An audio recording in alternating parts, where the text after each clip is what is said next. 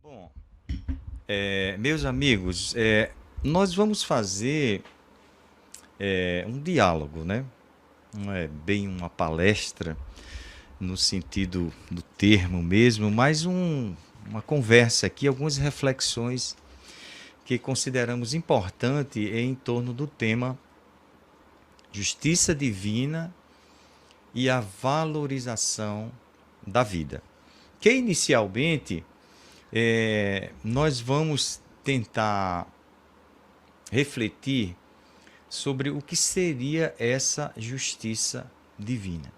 E para que a gente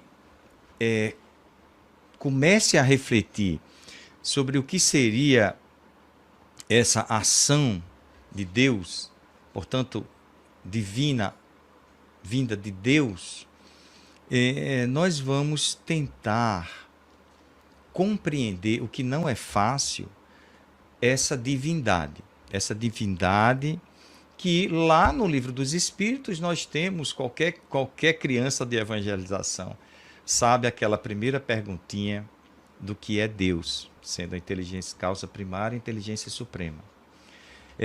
Em todo mundo é um conceito que nos leva, por mais simples que ele seja, mas nos leva ao máximo que a nossa imaginação nos permite.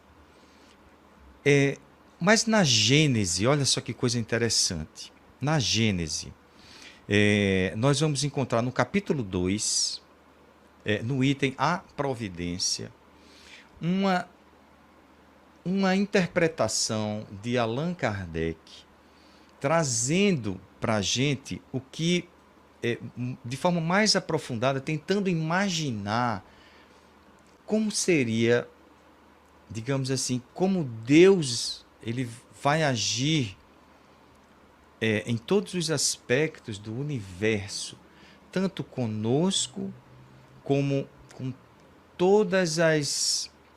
com todos os seres, com tudo que é matéria que existe no universo. Kardec faz a seguinte conjectura: como pode isso acontecer? Como pode, dentro da nossa limitação de compreensão, até onde nós podemos imaginar que Deus está em tudo?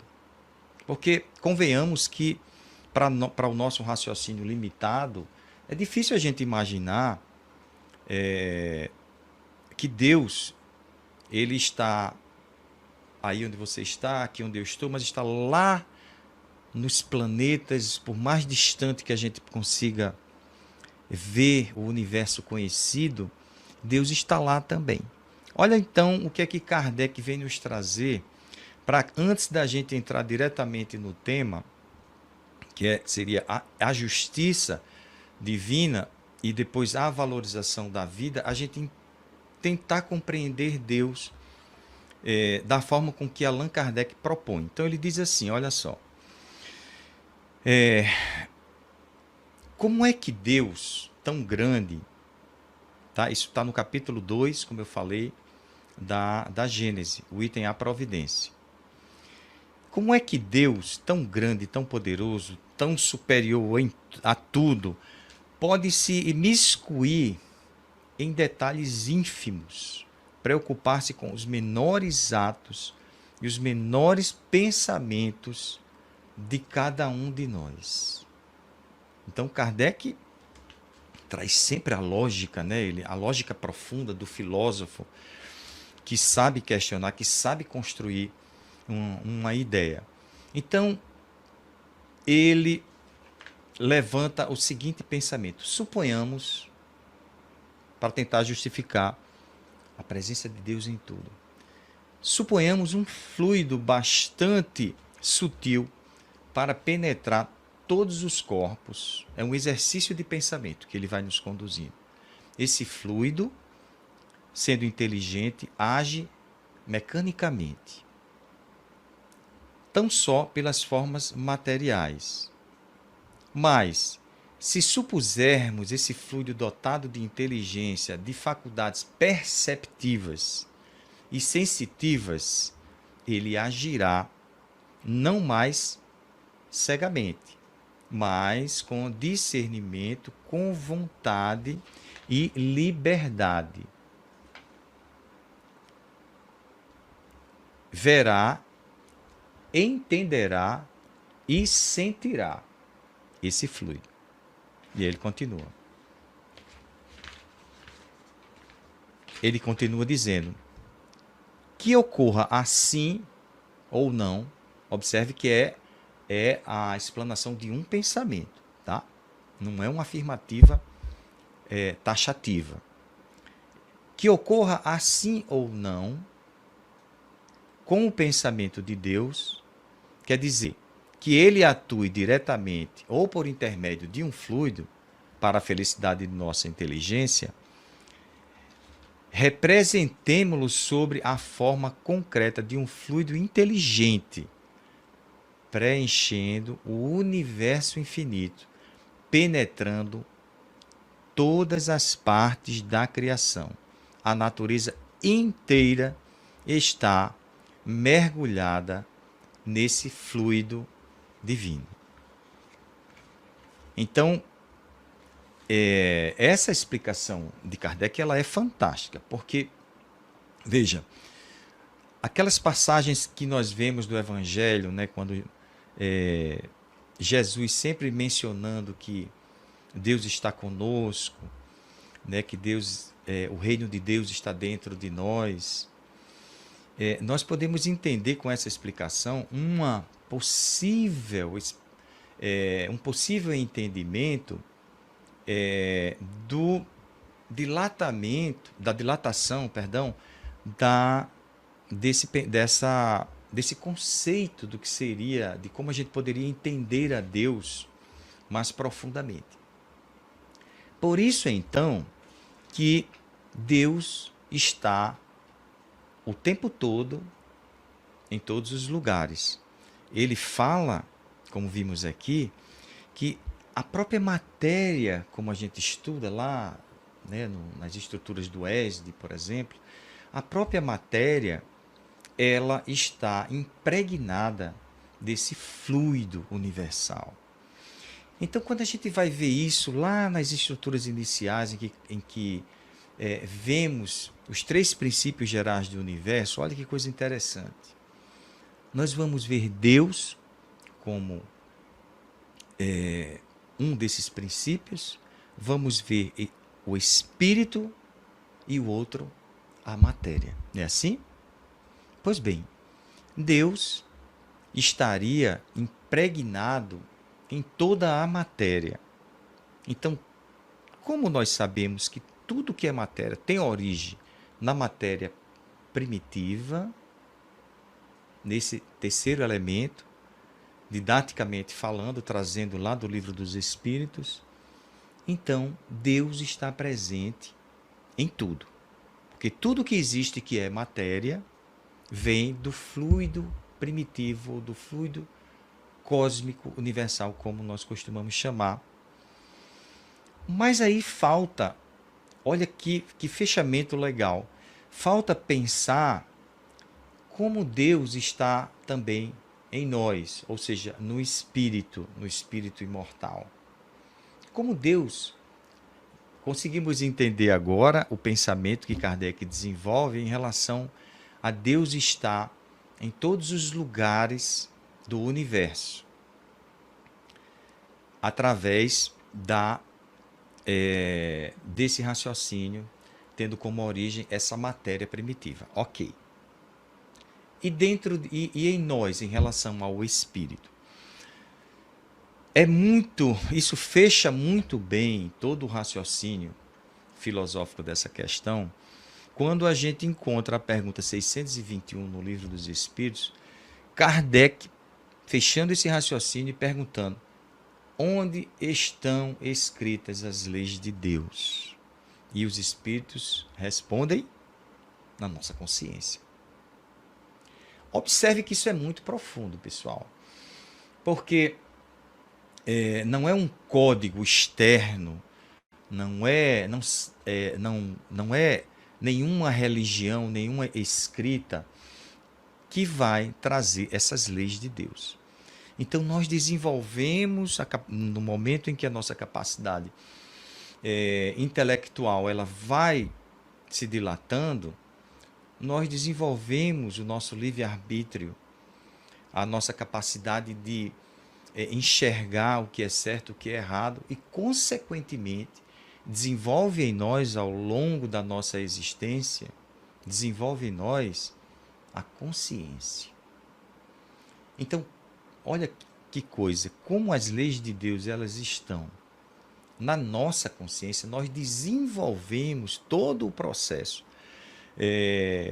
evolutivo dentro dessa perspectiva. A gente vai aprendendo, vai desenvolvendo, vai tendo a capacidade de escolha e de percepção das nossas próprias atitudes, se são certas ou se estão erradas, na consciência. Essa é a nossa parte profunda do nosso ser que vai nos dizer sempre se estamos fazendo a coisa certa.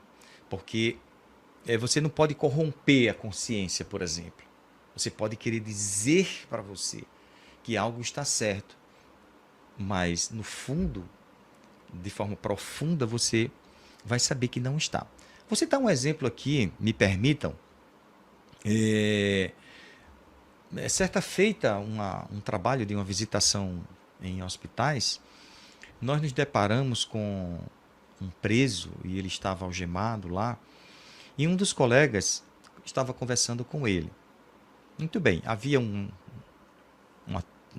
várias pessoas cantando naquelas tradicionais visitas de hospitais, e esse preso, ele contava que ele era um matador de aluguel. Contava como se fosse a coisa mais simples do mundo. A profissão dele era matar o próximo.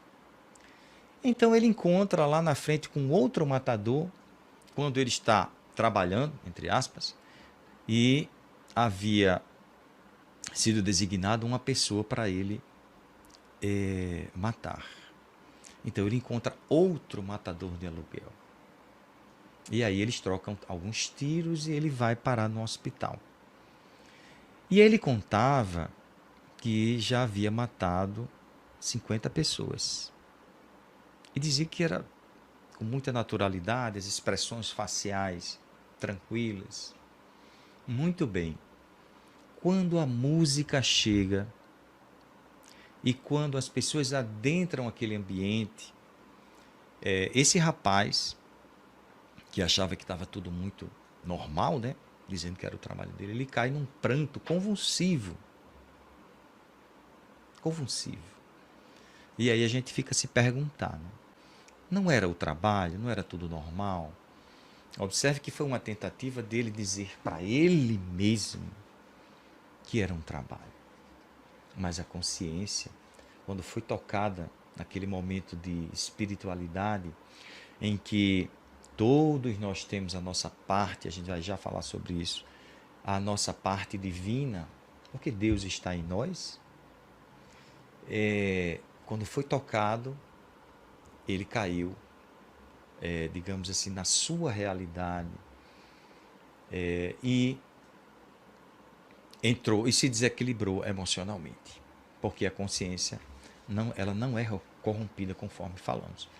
Então, aí você fecha bem, tá? Você fecha bem a questão de Deus estar em tudo que é matéria, e aí você compreenda a matéria no plano físico e a matéria do plano espiritual também. Mas Deus está em nós também. Não poderia deixar de ser. Observe que essa reflexão ela é muito profunda. Esse conceito que Kardec nos leva, nos traz e nos leva a refletir, é muito profunda. E observe que ele fala, ocorra assim ou não, com o pensamento de Deus, quer dizer que ele atue diretamente ou por intermédio do fluido para a nossa felicidade, representemo-lo sobre a forma concreta de um fluido inteligente, preenchendo o universo infinito, fechando casando com a pergunta que falamos agora, 621, que Deus está em nossa consciência. Portanto, a partir de agora, a gente percebe a grandeza de Deus, que até onde a gente puder imaginar Deus, é até esse limite que Kardec nos levou. Então, sentir a Deus, sentir essa providência divina, é você buscar dentro de si uma reflexão, através das suas reflexões, o encontro com o seu lado divino, o encontro com a sua parte que lhe conecta a Deus. E nós vamos encontrar no céu e o inferno, tá? No capítulo 7, as penas futuras, segundo o Espiritismo, um item que nós separamos algumas frasezinhas aqui para a gente poder conversar com vocês, que é o Código Penal da Vida Futura, tá? São vários itens, claro, mas nós separamos alguns itens aqui e para que a gente observe como está tudo isso está ligado como isso está ligado a Deus, tá? Como sendo, de certa forma, e entre aspas, como sendo parte de nós, ou no sentido de que, de alguma forma, que nós não sabemos como, ele está em nós. Esse é o lado que nos conecta a Deus. Observe. A felicidade perfeita está ligada à perfeição, quer dizer, à depuração completa do espírito. A felicidade perfeita. A gente tem dificuldade de imaginar o que é felicidade, né? Quando a gente pergunta o que é felicidade para você. Se você tentar responder a essa pergunta, você vai ver que você tem dificuldade. Pois bem, aqui Kardec nos diz, no céu e inferno, que essa felicidade ela está condicionada à nossa perfeição. E a nossa perfeição, que é a depuração do espírito, ou seja, é vencer a si mesmo através do fluxo das reencarnações, você vencendo tudo que todas as suas dificuldades como ser imortal, para que você chegue numa condição de espírito puro. E aí a gente vai sentir um pouco dessa felicidade, ou sentir a plenitude, já que estamos depurados dessa felicidade. Mas nós não temos muita noção. Claro, se a gente for analisar direitinho, que Jesus, ele nos traz todas as pistas dessa felicidade. E ele deixa muito claro na sua trajetória, em todos os seus ensinamentos, durante os 3 anos em que a sua vida foi escrita pelos seus discípulos, que a nossa felicidade ela está totalmente ligada à renúncia, à nossa renúncia, ao nosso desprendimento das coisas materiais e o nosso olhar para o próximo. Quanto mais você olha para o próximo, se preocupa com o próximo, mais você vai se aproximando desse estado de felicidade. Ok? Fica uma reflexão para nós, para saber se realmente nós estamos indo nesse caminho, né? É difícil, mas o ensinamento espírita ele nos propõe essa reflexão. Toda falta cometida, todo mal realizado é uma dívida contraída que deve ser paga.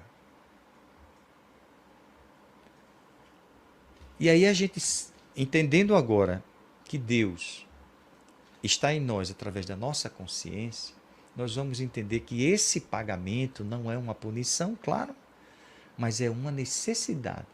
É uma necessidade de reequilíbrio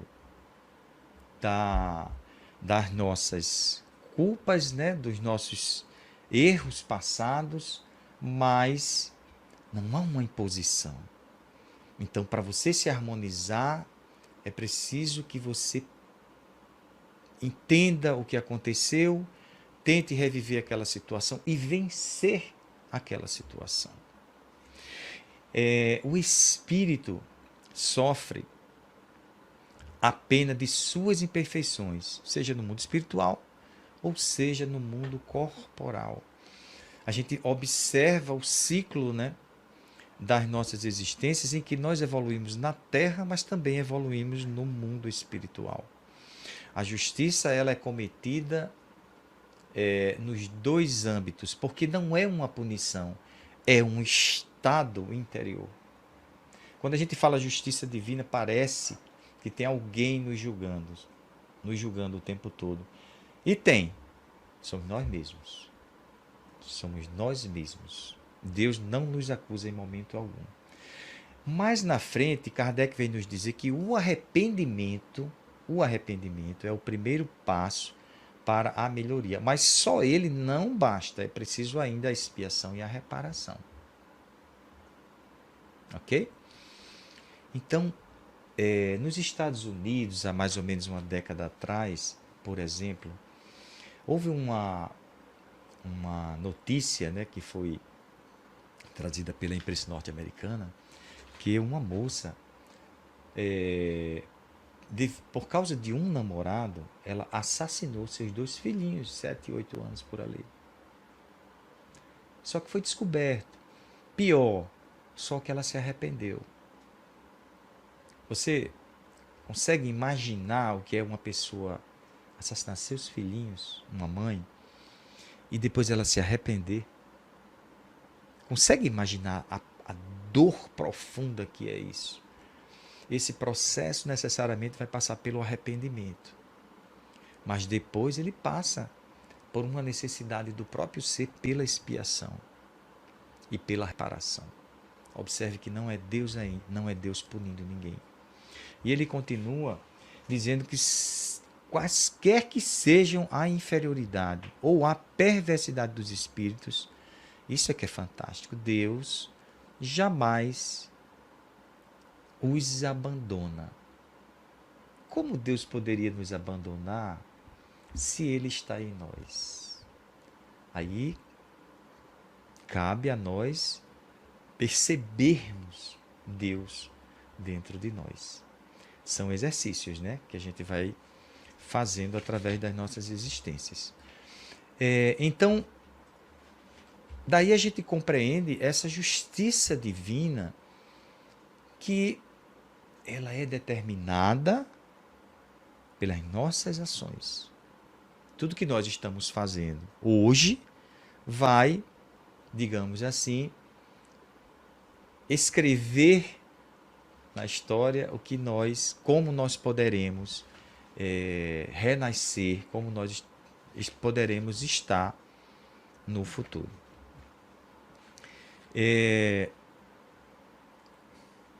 Nosso amigo Guten Alves de Lira está dando aqui uma mensagem. Obrigado, amigo. Seja bem-vindo. De Parnamirim. Abraço aos amigos de Parnamirim, ao Movimento Espírita de Parnamirim. Então, meus amigos, vamos observar outra coisa. A valorização da vida, né? Agora sim a gente pode falar de valorização da vida, tá? E quando a gente fala desse tema, nos leva automaticamente a pensar nas condições dos nossos irmãos que, pelos seus conflitos, pelas suas histórias, estão passando por alguns momentos difíceis na sua existência. E que nós sabemos, claro, que nos casos de pessoas com algumas tendências ao suicídio, ou então compreendendo que deve abortar nessa ou naquela situação, ou mesmo a própria eutanásia, nós temos, como espíritas, que receber com carinho, que compreender, que não julgar essas pessoas, porque elas não são nem melhor nem pior do que nós que estamos aqui querendo ajudar. Amanhã poderemos ser nós a pedir ajuda a uma dessas pessoas. Simples assim. Acolher sempre, consolar, mas também esclarecer.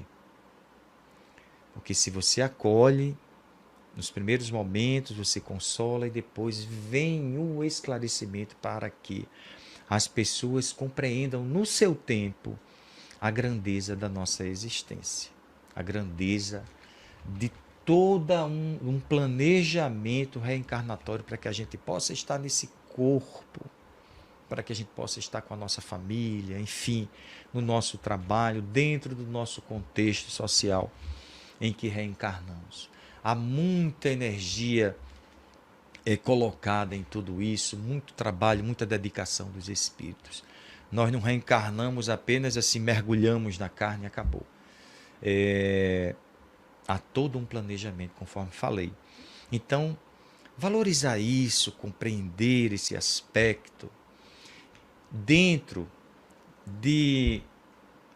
do conhecimento que o Espiritismo nos proporciona de que Deus está em nós, de que se nós consultarmos profundamente a nossa consciência, estaremos certamente em contato com Deus.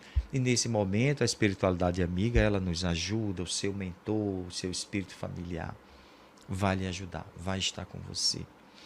Mas a essência de Deus, da sua justiça, você vai encontrar em você mesmo. E o Espiritismo é fantástico, porque ele esclarece como nenhuma outra doutrina filosófica. Ele esclarece de forma lógica e coerente todos esses processos através dos seus princípios, que nós não temos como explanar agora. Principalmente os mais básicos, aqueles mais conhecidos, que vão nos levar a essas explicações de por que estamos sofrendo, por que estamos passando por esse sofrimento, por essa situação. E as explicações virão a seu tempo. É muito importante que nós, espíritas, tenhamos a sensibilidade de saber receber os nossos irmãos. Mas há um outro aspecto que nós gostaríamos também de trazer aqui para vocês, que é o seguinte: nós, sobre a questão da valorização da vida, cruzando com esse tema, nós também precisamos refletir até que ponto nós estamos valorizando a nossa vida. Até que ponto a nossa existência tenha ou não conflitos mais graves ou outros conflitos, todos são graves, cada um sabe do peso que carrega em si, dessas situações que são muito particulares a cada pessoa, cada um sabe de si. Mas a reflexão também desse tema deve ser feita para nós que estamos saudáveis e que estamos em plena condição de expressar nossos sentimentos, nossa inteligência, nossas capacidades cognitivas, nossa facilidade de locomoção, dos nossos sentidos, todos eles a nosso dispor, para que a gente possa olhar também para esse tema e refletir se nós estamos valorizando também a nossa vida, a nossa existência, nas mínimas coisas, no nosso dia a dia, na nossa disponibilidade de tempo para com o nosso próximo. Até onde nós estamos aproveitando a nossa existência. A existência que nos foi dada, programada com tanto carinho. E aí vem todo o aspecto moral que vale para todos nós. Para todos nós. Se, como seguidores do Cristo, nós assumimos realmente a postura de trabalhador da última hora, de trabalhador que aceitou o convite de Jesus. E para nós que somos trabalhadores da doutrina espírita, ou de qualquer outra religião, mas especificamente estamos falando de espiritismo, precisamos refletir nesse ponto se estamos em harmonia com o nosso próximo no centro espírita. Se os trabalhadores são amigos a ponto de se amarem. Então a pergunta é: você ama o seu amigo que trabalha ao seu lado no centro? E aquele que você discorda de alguma coisa, você ama ele? Você chega a ter um sentimento de amor? E será que ele tem esse amor por mim? Ou será que eu não devo esperar? Eu devo ser proativo e provocar esse sentimento, essa amizade, enfim. Porque não tem como a gente fugir dessa realidade, por mais difícil que ela seja, meus amigos, quando a gente quer ser seguidor do Cristo. Os meus discípulos serão reconhecidos por muitos se amarem. Se não houver compreensão, se não houver atenção, respeito, amizade, tá? Parece que a gente destoa um pouco dessa máxima.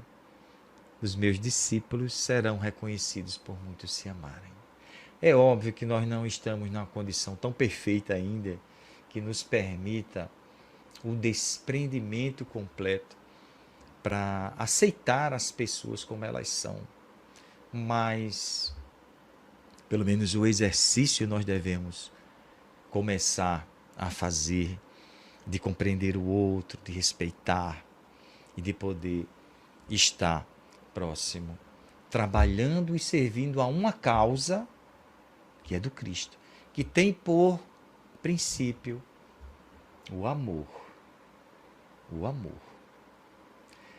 Nos remontamos aqui ao tempo da Casa do Caminho, o primeiro núcleo em que se reuniram os cristãos primitivos, chegando a abrigar em torno de 3.000 pessoas, segundo o livro Paulo e Estevão, em que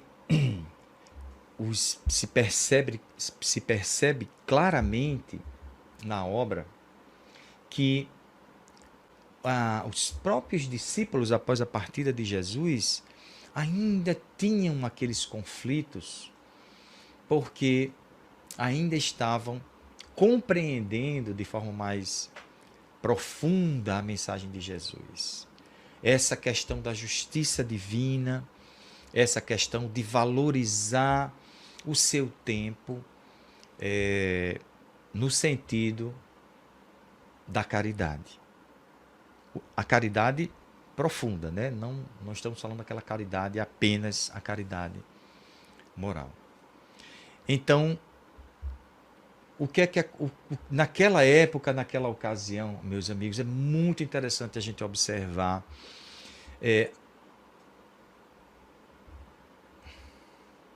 Perdão, fui eu que bati aqui na câmera falando. É muito interessante a gente observar que o próprio Pedro, quando percebe que Tiago estava fugindo um pouco da proposta de Jesus, falando ali da circuncisão, ele se irrita, ele tem vontade de falar com Tiago, mas Jesus aparece para ele, vocês vão lembrar, quem leu a obra, e diz assim: Pedro, vamos deixar esse orgulho de lado. E as pessoas que estão colaborando aqui. Paulo de Tarso vai questionar Pedro, como é que ele permite que isso esteja ocorrendo, e Pedro conta essa história para ele. Então os discípulos precisam se amar. Nós que estamos adentrando nessa seara do bem, que já temos a consciência de fazer o bem, precisamos entender que esse sentimento ele deve ser trabalhado em nós 24 horas por dia, sem descanso. Mas não podemos fazer disso algo pesado para nós, mas sim algo leve que passe a ser que em determinado momento vai passar a ser natural, para que a gente possa agir de forma natural com o nosso próximo. Então, a justiça divina, meus amigos, dentro desse aspecto que estamos conversando aqui com vocês, ela tem essas duas situações. A relação nossa com quem nós recebemos na casa espírita, compreendendo que o sofrimento do próximo é uma situação necessária naquele momento, mas que a gente vai poder ajudar com o nosso desejo de fazer o bem. Mas entendendo que nós também temos esses problemas, que nós precisamos da amizade, da compreensão do próximo. Quantas vezes nós vamos encontrar pessoas espíritas de um centro fazendo atendimento fraterno em outro centro, porque não se sentem à vontade em conversar com aquele trabalhador que está lá toda semana, ajudando, recebendo os doentes, recebendo as pessoas com problemas, esclarecendo, às vezes fazendo palestras extraordinárias. Mas eu não me sinto à vontade de falar com aquela pessoa. São reflexões que me parece que são importantes que o centro espírita ele faça. Porque as pessoas que batem a porta dos centros que nós frequentamos, elas estão, muitas delas, passando por conflitos enormes. Lembro-me que a mensagem aqui da nossa irmã Nessi, mediante nossas imperfeições, pedimos ao Senhor cada dia mais fé para seguir em frente, visando nos humanizar cada dia mais. É isso mesmo, né, Sim? É isso mesmo. Tem que ser diário. Né? Então, eu me lembro que recebemos uma pessoa lá na federação. Era no ESD e ela adentrou ali, né, naquele primeiro acolhimento que é feito lá e perguntou assim, olha, eu vim para cá para fazer uma pergunta para vocês me responderem. Vocês, né? Ou seja, o Espiritismo. Por que eu estava para casar e o meu marido renunciou a um emprego no exterior que ia ganhar muito mais, o dobro do que ele ganhava aqui no Brasil, e ele aceitou renunciar a esse trabalho. A gente já havia discutido bastante, acabado o noivado, mas voltamos, conversamos, estávamos completamente felizes, o enxoval já sendo preparado. E aí ele, de moto, entra numa esquina e uma senhora de uma certa idade entra equivocada, bate nele e ele desencarna. Aí ela pergunta, por quê? Olha que pergunta. Você se deparar com a situação dessa no centro espírita, né? Então, você não tem como a gente responder com todo o conteúdo que nós temos essa pergunta, concorda?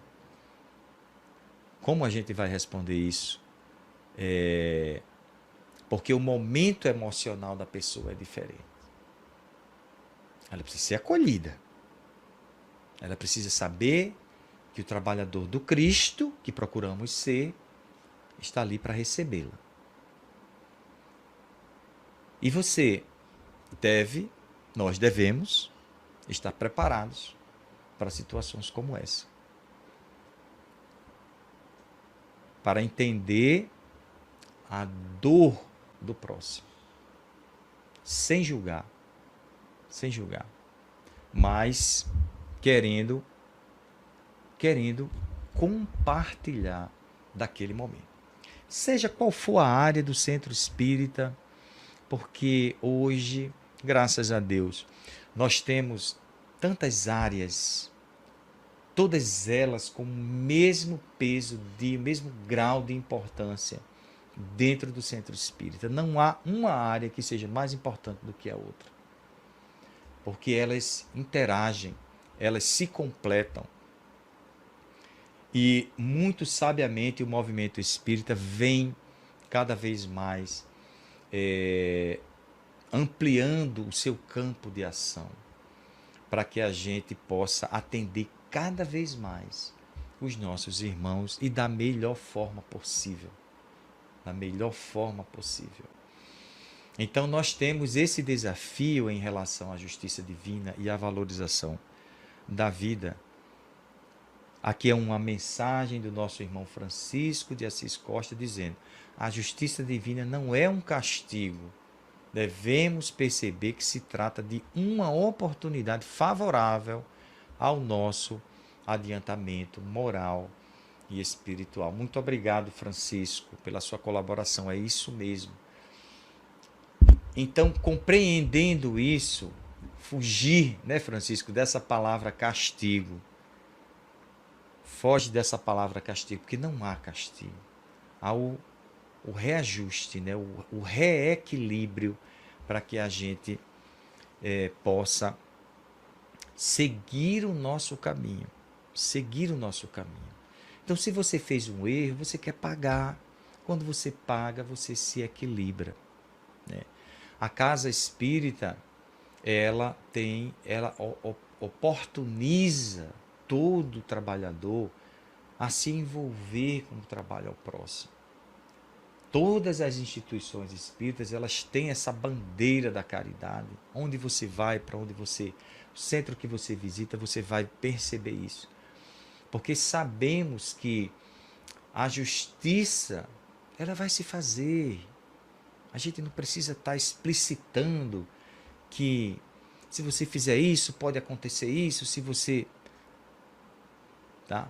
Houve um caso também que vivenciamos muito tristemente, né? Mas que eu acho que serve de exemplo para dentro do nosso tema, em que certa feita nos contaram que uma pessoa, uma mãe havia perdido um filhinho, ele tinha se suicidado. E a pessoa que atendeu foi explicar o que era o suicídio. Foi explicar como acontece, como as relações do perispírito, né? Tudo aquilo que a gente já sabe.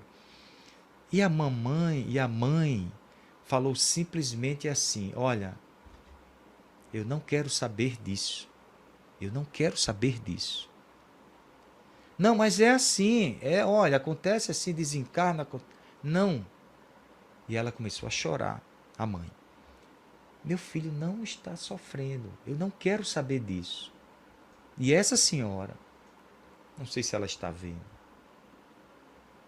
ela nos contou isso de uma forma muito emocionada e que marcou muito todos nós que estávamos ali, porque ela ficou no centro espírita, tornou-se espírita, compreendeu.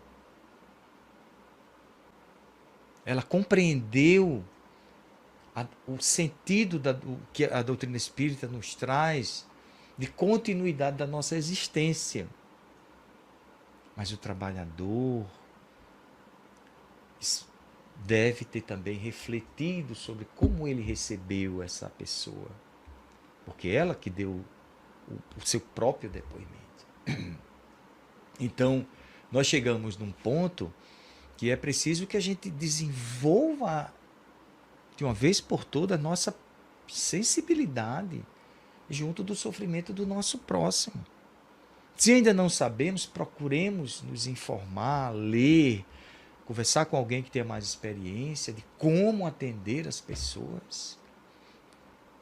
no nosso centro ou fora do nosso centro, porque esse é o nosso papel. O Espiritismo está se ampliando cada vez mais, a gente precisa estar muito preparado. Vou registrar aqui a presença de Hércules Bruno, né, que mandou um abraço aqui para a gente, nosso querido amigo Hércules, componente aqui do Amigos e Canções, né, Hércules Bruno? Provavelmente estaremos domingo, né, apresentando o grupo, se apresentando aí pelo Aveluz, né? Deve estar saindo por aí. Grande abraço, meu querido Hércules. Então, concluindo, meus amigos, algumas perguntas estão sendo colocadas aqui, né, com o nosso amigo Igor e Alisson. Nós vamos então abrir as perguntas, né, e tentar responder aqui da melhor forma possível. Qualquer coisa, a gente está com o Igor e está com o Alisson aqui, não vai ter problema.